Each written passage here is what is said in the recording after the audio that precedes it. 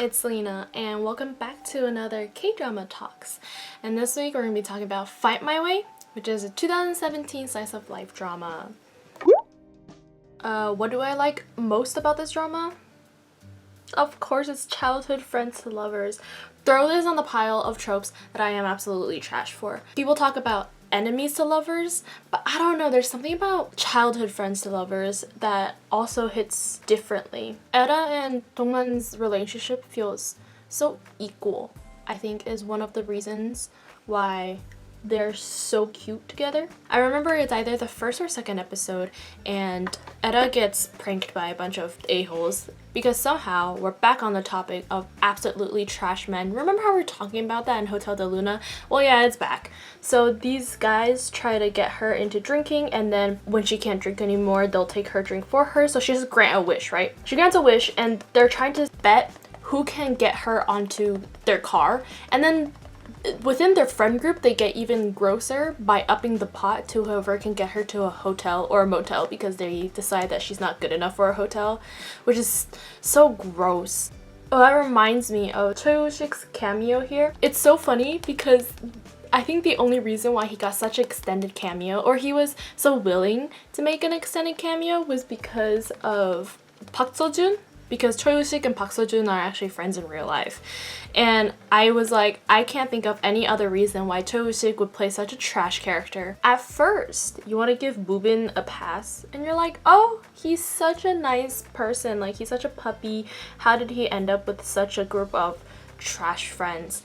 It's because he's garbage too.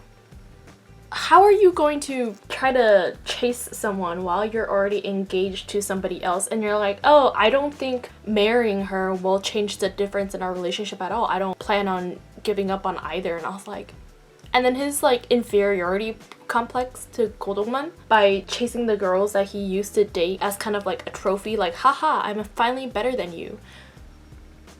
Alright, calm down there, boy. Era gets pranked by these few assholes, right? And then because she feels so ashamed, she calls Dongman up and asks him to come pick her up. And he just rushes over at the first sign of her crying. And even the coach is on the side like, yeah, the only one who can wake up the sleeping Hulk inside of him is that psycho. And then you cut to them in the police station. The scene is so funny because you see the guy that he absolutely destroyed, and Ko Dong-man is just behind the bars like 100% normal. But Era is trying to get the guy to not press charges. So she protects Ko Dong-man in her own way by threatening the guy in the only way that she knows how, which is like a crazy bonk.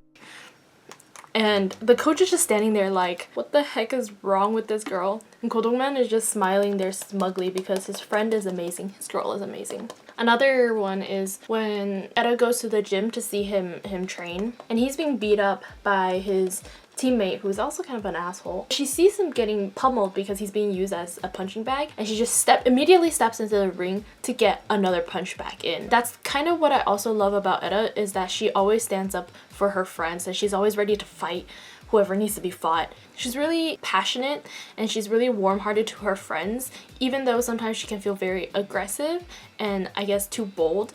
But I really like her, and I think maybe it's because I see myself in her. Honestly, I knew this drama was a keeper when I liked the girl main lead better than I like the guy main lead. And it's not that I don't like the guy main lead, I like him a lot, especially because he's played by Park Seo-joon. Who doesn't like him? I didn't think that I was capable of hating an ex-girlfriend so much. I hated her so much. Every time she showed up on screen and every time that she was trying to win Dongman back with her oh my gosh. Not only do I absolutely hate her, but she has the ugliest outfits. This one is probably the worst one of all, because what is that? What is that color? What is she wearing underneath? It's so poofy. It's so on fire. Oh my gosh. Her entire outfit was just ugly. I mean, she had a couple of items that she wore sometimes. I was like, oh, that one was passable. But most of the time it was like, that's just straight up ugly. I don't know why anybody would wear that. I don't know why you're showing up in that. Just ew. I think the least that you could do could be at least show up as a hot ex. Then at least like I would be conflicted-ish. If you're gonna show up ugly with that ugly bob, ugly perm, her hair color was terrible. It's just, everything was terrible. Everything was ugly. Don't even try me. Some of my favorite scenes is when Era goes to his first official match in the ring. She actually can't bear to see him fight at all. She admits this so many times that it hurts to see him get hit. She can't bear to see him hurt. She goes actually to his first official match, and at first he's getting pummeled because he's actually losing, and so she can't bear it, so she's covering her ears and she's closing her eyes and she's crying. And then when the match finishes, she can't even look up to see who won, so of course he makes his way to her. Maybe he could have remained shirtless, but I don't know, he's shirtless for a lot of it, so no complaints there. But he kneels down in front of her. She's like crying and she's like, do you have to do this? You can't just not do this. And he's like, oh, what do I do? You look pretty even when you cry now. Because previously he had been making fun of her for crying like a baboon and being ugly every time she cries. Do you notice that even though he teases her about her crying, being ugly when she cries, he so gently wipes her tears away every time? When can I find me a man like that?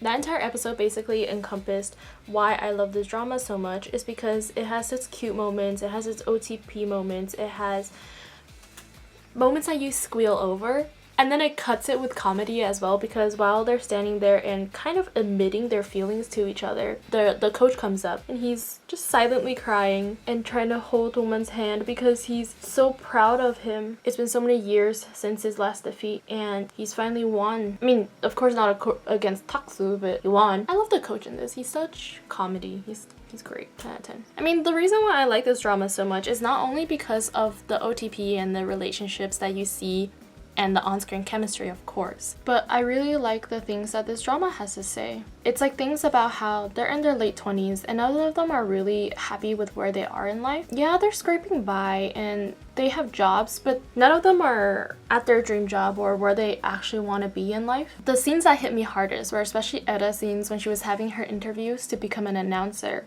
And the interviewer was like, why are you wasting our time here? If you decided that you were gonna waste your time and not fill up your resume. The interviewer was pretty condescending and was like, what have you been doing with all of your time? And Edda says in this very meek and disappointed voice, and she said, I was making money while all these people were going abroad and studying abroad, getting internships, volunteering, filling up their resume with kind of like, I want to say useless things, because why does it matter that you went abroad to volunteer? When you're applying for an announcer job, you're sitting at a desk. Because I felt that on a personal level. I was watching this when I was going through a very low point in life, and I had to tell myself that accomplishments didn't have deadlines. It didn't matter what age that you met these things at. You can get your diploma at 21, you can get your diploma at 25, you can get your first job at 20, you can get your first job at 30. It really doesn't matter. As long as you get there and you get there. And I think that was so important for me at the time to see, because that was their end goal too. That was Tongman's end goal, was that he wanted to finish his dreams of finishing that fight, especially the one with Taksu. That one mattered a lot to him. Another lesson or thing that they had to say was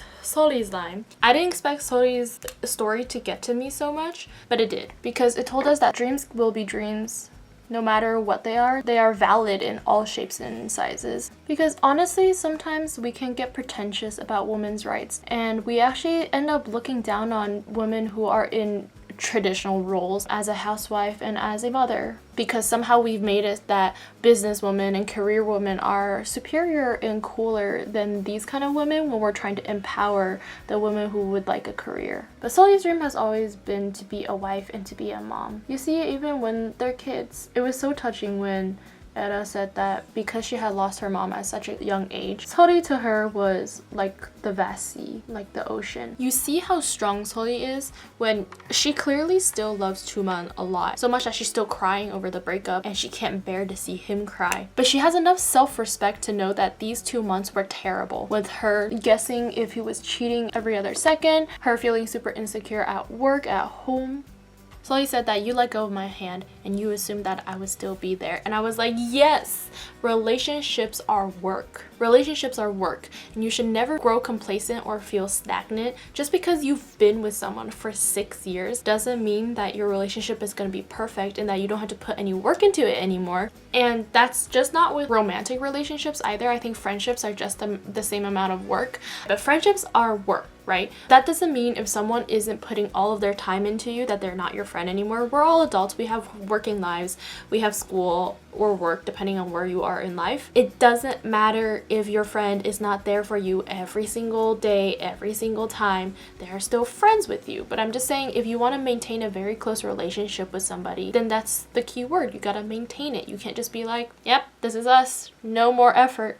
I also like how Dongman is always encouraging Era, because when she was like disappointed that she's not a real announcer and she's not in a major league, in her words, and he was like, well, isn't wherever you are your major league? Wherever you're doing best, isn't that a major league? And I thought that was so cute, and that was actually so encouraging. Their relationship just constantly felt very mature, and it was just like seeing their relationship, I wasn't sure if I was having unrealistic expectations of what a relationship should look like, or this is what mature adult relationships are like, because they lay out all of their thoughts to each other. They're super, I'm not sure if mature is the right word for this, but they're very honest with each other. Even when they're awkward, they admit to these feelings. They're like, oh, I'm feeling awkward right now. Hey, I don't think we're ready to take it to the next step in terms of like physicality. They're just super honest with each other at all times. He's super honest about wanting to fight Taksu, and Era is super honest about, I can't watch you do that. And at some point she gives him an ultimatum and says, we're gonna break up if you fight with him, because he loses his hearing at some point. He goes through this super big depression, and she interviews a bunch of people, fighters, ex-fighters who have had brain injuries of all sorts. So she's honestly just scared of losing him. And I think that's important for her to let Dongman know that she can't sit there and see him get hurt or even see him get killed. She can't be there during his fight. And you could say that real girlfriends, or if you really loved him, then you would be by his side supporting him. But to her, that's something that she can't deal with, and she lays it out very honestly. Oh, I forgot to say this when we were talking about how they were childhood friends to lovers. And half the time there's like this hole, I guess, when you talk about childhood friends to lovers tropes. And it's that if they were so in love, or if they had feelings for each other, and if they're compatible, then why aren't they together already? And the funniest thing is that Eda actually knows. She's well aware that she's had this crush all along. She's had this crush for a pretty long time. Dongman only knows her first love as the wrist guy because she broke her wrist because of him, but he doesn't know that it's him. And it's so funny because he like kind of gets jealous at some point. He's like, yo, you have your ex, and then you also have your wrist guy, and blah blah blah blah blah blah. Can't you only see me? And she's like, it's always been you, you stupid. And that's the thing, he's just stupid. Been chasing the wrong girls, been caught up in that he didn't notice. Sometimes I have this problem where I'm like, that's some blush. What if, like, okay, let me just, yeah, blush it up. Some plot lines that I didn't really care about is her mom's plotline. I know they try to give Haeran a redemption arc where she was like, oh, I didn't take any alimony money, she's kind of living poorly, she can't even appear on television. But that also doesn't explain how terribly you treated both Era and Dongman. You were very manipulative. You had this on and off relationship with Dongman. I don't care that you admitted to Dongman that Era was the one that made him the porridge and waited him for 2 years out of the army, because you're still a lying, cheating hoe. At the end of the day, I just don't feel anything for you. So yes, this drama isn't without its flaws. At the end of the day, I think I'll always remember this drama as being one of a really cute relationship that for the most part, it's super stable. They're super stable in their friendship. They're pretty stable in their relationship. You know what this drama actually reminds me of? It reminds me of like some Pixar films, because it reminds me of how a lot of Pixar films, they start off setting off to accomplish a goal or some dream, right? But by the end of it, the characters always come to a conclusion of they didn't go where they thought they were supposed to go, but they ended up where they should be. It was just really heartwarming to see that you could be much later in life and still be working hard towards a dream or a passion that you may have. And even though you may not think that you got into whatever major league or whatever big company, whatever big community that you thought you would be part of one day, wherever you end up, you can still do the best in, and you can still be the best person that you can be in that situation. And it's just very heartwarming. It's a very heartwarming drama. It's full of cuteness, comedy. Don't even get me started on all of just fan service, because there are so many shirtless scenes, because of course he's a fighter, but also he comes out of the shower casually with a towel hanging around his around his waist. Yes, Dongman, just stay like that. Just yes. Don't even get me started on the kiss scenes and the just kisses on the forehead, kisses on the cheek, kisses on, you know, the lips, just, and then like cuddling, forehead kisses. There's just so much cuteness in this that I'm just like so happy with. There's a lot of comedy, but there's also a lot of heart, and they talk about some very important lessons that I think no matter where you are, whatever walk of life you're currently on, whatever age you are, I think it's something important for you to hear again. Even if you know this, even if you've heard it a couple of times, I think it's really important for you to remind yourself of these things. And so this drama was just so uplifting and cute. If you've watched this drama and you also agree with me, or you have some points where you were like, oh, you forgot to talk about this, or I really like this, please leave that in the comment down below. If you haven't watched this drama, don't worry, this video hasn't been as spoilery as you think it is. There are so many other things that go into this drama. There are so many moments that it's just worth living it, even though if you know about these things, it's just worth living it. If you like this video, or if you like seeing these kind of videos, then please do leave a comment. They matter a lot to me. And you can subscribe because I'm hoping to make more of these. Please feel free to let me know what dramas that you want to see be made into a video, and also what parts of this drama that you really enjoyed. Thank you for watching. See you next time.